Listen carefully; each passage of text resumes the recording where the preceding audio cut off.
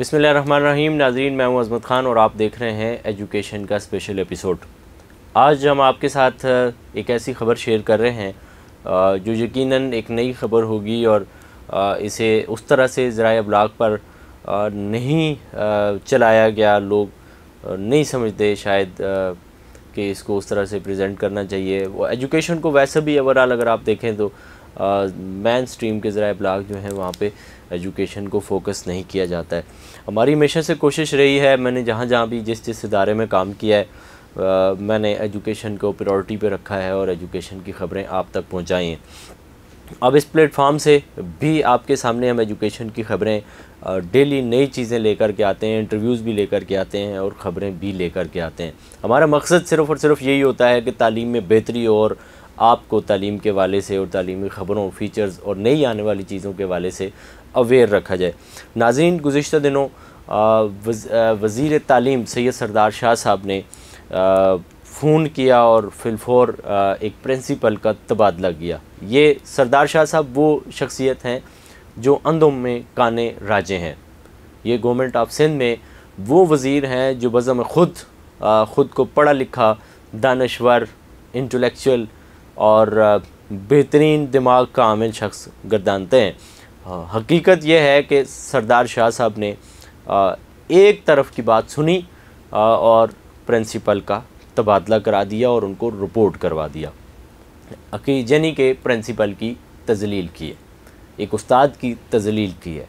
किसने? वज़ीर तालीम ने। हुआ ये कि आदमजी साइंस कॉलेज के प्रिंसिपल जो हैं हाफिज़ अब्दुल बारी इंदड़ साहब, जो कराची के तमाम कॉलेजेस के डायरेक्टर भी रहे हैं, ये सीनियर मोस्ट प्रोफेसर हैं और 2013 में ये प्रोफेसर पर इन्होंने तरक्की हासिल की।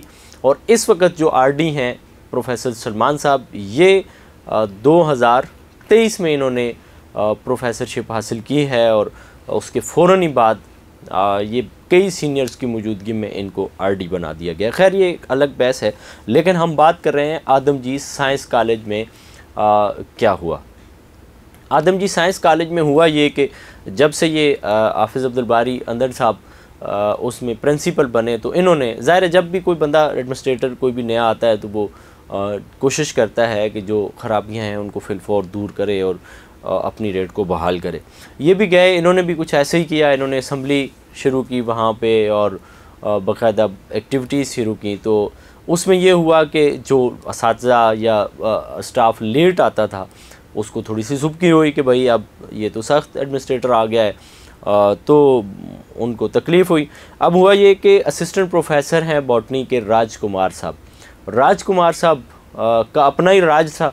उन्होंने कॉलेज को अपनी राजधानी समझी हुई थी और वो कॉलेज में लेट आते थे और कॉलेज आवर्स के अंदर वो अपनी वाइफ को और बच्चियों को लेने के लिए स्कूल भी चले जाया करते थे।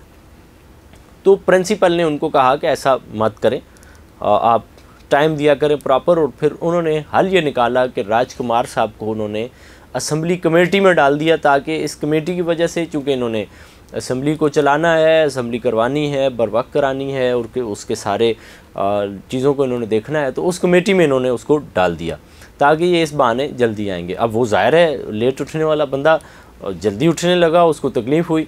एक दिन ऐसा हुआ कि अभी ये जो इलेक्शन में ड्यूटियाँ असातिज़ा की लगी हैं, इस इलेक्शन ड्यूटी में राजकुमार साहब की ड्यूटी लग गई।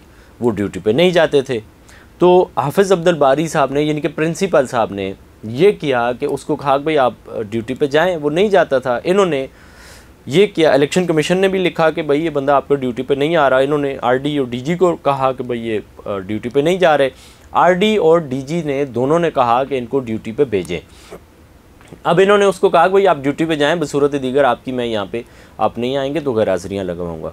इस दौरान इनकी गराजरी, जब ये लेट आते थे और नहीं आते थे तो गराजरियाँ लगनी इनकी शुरू हो गई। गराजरी होली वाले दिन भी ज़ाहिर है ये नहीं आए, तो उसी तनाजुर में, उसी तसलसल में इनकी होली वाले रोज़ भी गराजरी लग गई। अब इन्होंने उसको एक अपना मजहबी मसला बना दिया और चूँकि दूसरी तरफ हाफिज़ हैं, वो एक मजहबी शख्सियत के हामिल हैं, तो और ये अक़लियती बरादरी से ताल्लुक़ रखते हैं राजकुमार साहब, तो इन्होंने शिद्दत पसंदाना तरीका अख्तियार किया और इन्होंने उसको मजहबी मसला बनाया, लेकिन हाफिज़ साहब ने फ़ौरन ही उसको कंट्रोल किया और इसकी उस गैर हाज़िरी को रुखसत में तब्दील किया और इस यूँ मामले को ठंडा किया। लेकिन ज़ाहिर है जो फितना परवर किस्म का दिमाग होता है वो कहीं भी बाज नहीं आता। तो राजकुमार साहब ने ये किया कि इन्होंने उसके बाद ये बात दिल में रखी और ये गैर-हाज़िरियों वाला मामला भी, लेट आने वाला मामला, ये सारे मामला जमा हुए और ज़ाहिर है इन्होंने किसी तरह वज़ीर तालीम को अप्रोच किया और वहाँ पे ये पहुँच गए। वहाँ पे ये पहुँचे और इन्होंने बल्कि उससे एक दिन पहले 2-3 दिन पहले हुआ ये कि राजकुमार साहब जो है वो अचानक सुबह असम्बली में आए और उस दिन हाफिज़ अब्दुल बारी इनर साहब की गाड़ी ख़राब हो गई थी और ये कॉलेज बर वक्त नहीं पहुंच सके थे और राजकुमार साहब जल्दी पहुंच गए थे। तो इन्होंने आके वीडियो बनाई असम्बली की और ज़ाहिर है ये हाफिज़ हैं और ईंधन हैं और इन्होंने आके इनका आधा नाम लिया और किधर है फ़लाँ और किधर है फ़लाँ और ये वो ख़ुद आज नहीं आया और हमें जल्दी बुला लेता है और यहाँ पे असम्बली में देखें प्रिंसिपल नहीं है। अब बच्चे भी सुन रहे हैं, स्टाफ भी सुन रहा है, टीचर भी सुन रहे हैं और एक असिस्टेंट प्रोफेसर जो है वो प्रोफेसर की यूँ तजलील कर रहा है और वीडियो बना रहा है। ये वीडियो ज़ाहिर है मौजूद भी है। उसके बाद जब ये प्रिंसिपल साहब आए तो इन्होंने आके एक एक्सप्लेनेशन इसको जारी किया कि आपने ये क्या सारा शोर मचाया हुआ। इन्होंने लिख करके DGRD मुतल्लिका अथॉरिटी को भी दिया कि इस तरह का ये शख्स आया है और इस पर आप कार्रवाई करें, ये हद से बाहर निकलता जा रहा है। अब ज़ाहिर है तिलावत भी हो रही है, कौमी तराना है, एक तालीमी इदारा है, ये होना तो ये चाहिए था कि इसके ख़िलाफ़ जो प्रिंसिपल ने लिख के भेजा कि इसके ख़िलाफ़ इंक्वायरी हो और इसको तादीबी कार्रवाई इसके ख़िलाफ़ करें, उस पर कार्रवाई होती। ऐसा कुछ नहीं हुआ। चोर ने डांटा कोतवाल को और ये पहुंच गए सरदार शाह के पास। सरदार शाह ने कोई बात नहीं सुनी। ये हैरान कौन बात है कि आपको दोनों साइड की बात को सुन लेना चाहिए या इंक्वायरी इनिशिएट कर देनी चाहिए कि ये 2-3 लोग इंक्वायरी करेंगे मामला वहाँ पे क्या चल रहा है।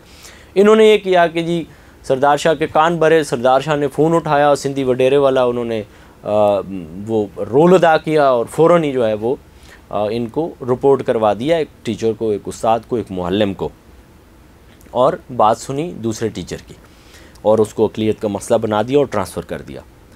अब आप अंदाज़ा करें कि एक शख्स जो रमज़ान में नमाज तरावीह पढ़ा रहा है, उसके 2 बच्चे नमाज तरावीह पढ़ा रहे हैं, एक घर का माहौल ऐसा है, उसकी वो RD रहे हैं, वो एक प्रिंसिपल हैं, आपने बयक जुम्बज कलम उनको उठाया और सेक्रेटरी के पास रिपोर्ट कर दिया। तो ये सारी सूरत हाल वो है जिससे हमने आपको आगाह रखने की कोशिश की है ताकि आप देख सकें कि कराची में और कराची के कॉलेजेस में किस तरह की अंधेर नगरी चल रही है। ये उमूमन ऐसा नहीं भी है, लेकिन जो इक्का दुक्का इस तरह की चीज़ें होती हैं, हमारा हक़ बनता है कि हम आपको उनसे आगाह रखें, उनसे अवेयर रखें। इसी के साथ अपने मेज़बान अज़मत ख़ान को दीजिए इजाज़त। अल्लाह ने के बाद।